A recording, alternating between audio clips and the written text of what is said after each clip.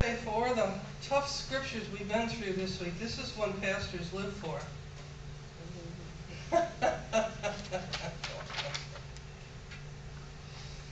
You may be asking yourself, what does community have to do with this passage? I wondered myself why I picked that.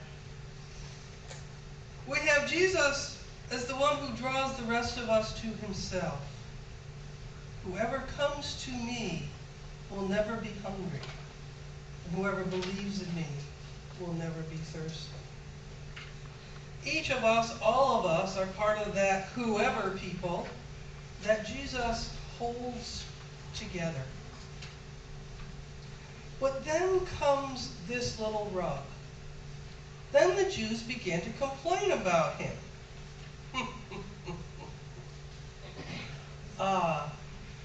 Complaints.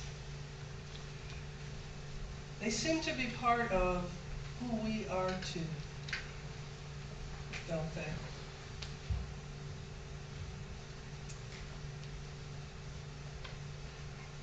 What are the Jews' complaints about? That Jesus claims a special relationship with God and has the audacity to tell them and us he came down from heaven to feed us and to quench our thirst. That's what's wrong? Who does he think he is? That's what they're asking. Isn't he just the son of Mary and Joseph? Aren't we just the daughters and sons of whomever were our folks? And then Jesus calls them out. Do not complain among yourselves. Community and complaints seem to be mutually exclusive for Jesus. Are they mutually exclusive for us?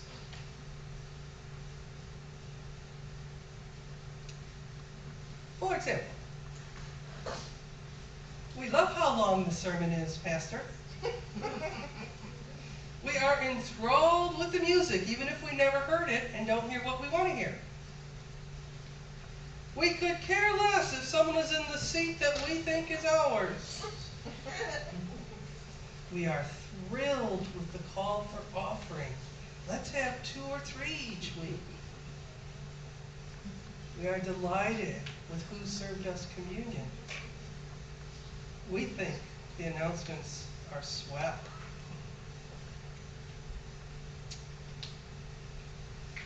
And then there's these responses. The pastor loves not hearing how bad her preaching is. The singers and musicians are thrilled that no one thinks they're too fast, too slow, too loud, or inaudible.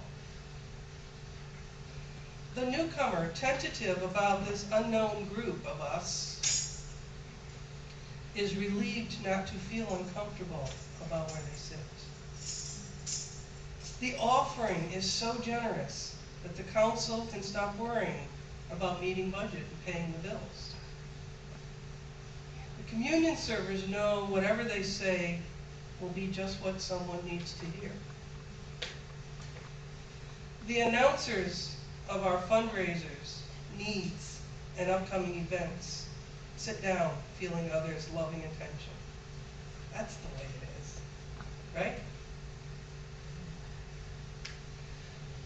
Why is that the way it is? Because no one comes to me unless my Abba calls them. We are all called to be here, every one of us. We are all in this place at this time because we've been called by God to be one with Jesus, all who follow Jesus, and even those who don't. We are called to be community, partners on the journey, hand-holders, and loving huggers, helper-uppers, and cry-on-my-shoulderers, and all manner of being here for one another. and for being here for those we have yet to meet. But because we are drawn by God, just as we are drawn by God to the heart of Jesus, we can pray with Jesus what he prays to his Abba for all of us, that we may all be one. I've quoted Dietrich Bonhoeffer before. He is the pastor who was humiliated and then hanged by the Nazis for being faithful to his God. And he once said, God didn't send you to that church to judge those people. God sent you to that church to love those people. I heard that yesterday at the board meeting. Reverend John Vertigan, who's our conference minister, said it to all of us, so I thought I'd share it with you. Isn't it true? It's not just for pastors, it's for all of us. God didn't send us to this community of believers so we could sit in judgment. God sent us here so we could wrap our arms around each other and make sure everybody was held up when they needed to be and picked up when they had to be. What if we take this attitude of ours about being community rather than complainers out into the larger world? What if we didn't complain about the line at the grocery store, but instead struck up a conversation of non-complaint with the person in front of us? Body language, 80% communication. I was standing in Winn-Dixie before Mary sent me to Wawa this week. And I had just enough items not to be able to get the tenant underline. And there were 4 people with carts full of stuff and the one other cashier that was open. Yesterday at the board meeting, we have a young new minister in the life of the Florida Conference. And he's the minister of faith formation. He was talking about his family, and he mentioned his wife. He said, Patricia says that I'm not going to be held responsible for what I'm thinking as long as I don't say it. Does that work for us? I'm not responsible for what I'm thinking as long as I don't say it. But I'm thinking that day that I was standing with Dixie, I must have had a puss on like nobody's business. Because a guy opened a line and invited me specifically to be the only person in it. But I didn't say anything. I didn't grumble. So I have to think about communication being bigger than just words. What if the first words out of our mouths each morning to our spouse, our partner, our housemate, a friend, our children, were not words of complaint, but words of compliment and care and concern? I would have made coffee, Mayor, except there's grounds missing. They're all over the floor instead of in the can. What if we spoke to a child about their accomplishments before helping them understand what else they needed to do, whether that be homework or room cleaning, table setting, dish clearing, or dishwashing? Because we'd never complain to a child, right? How many people have children or raise children? Okay, just want you to know, this advice comes to you from someone who never has.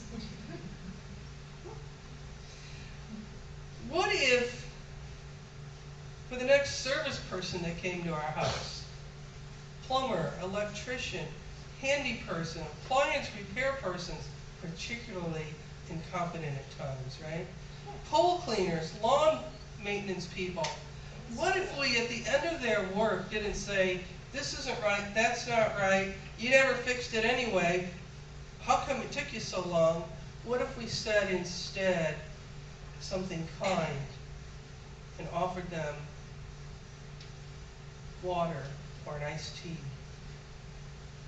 or a soda while we had a single malt?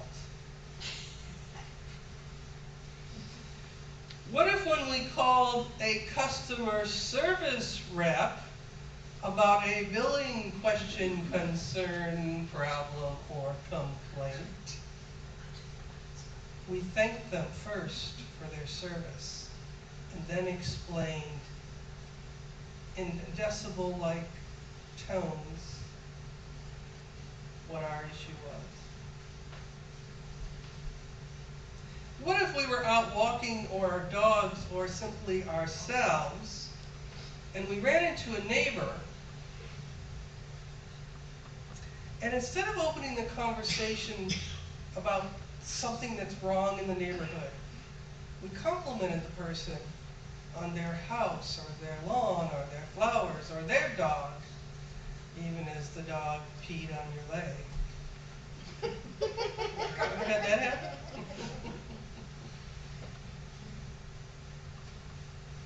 What if we made it our intention to thank our mail carrier, or FedEx, or UPS delivery person for all the things they bring us, instead of all the mistakes they make? What if we thought the best of others? And when we couldn't think the best, because we're realists, we at least gave them the benefit of the doubt and grace, so we could think they did their best in this moment. It's all they could do.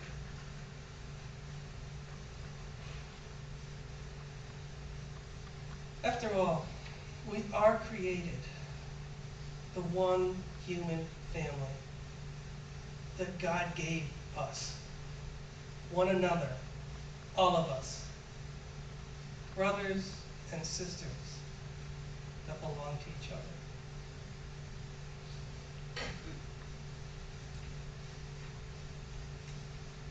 Jesus said, "I am the bread of life. Whoever comes to me will never be hungry, and whoever believes in me will never be thirsty." May we, as the lips and the hands and the heart of God, be that which fills another's hunger and quenches another's harshness. May we be lovers, here, now, then, there, and hereafter. Lovers of our God and of all those God calls to be one with God, one with each other, and one with us. We are community, God's family, our community, a gift to be cherished, and a gift that serves.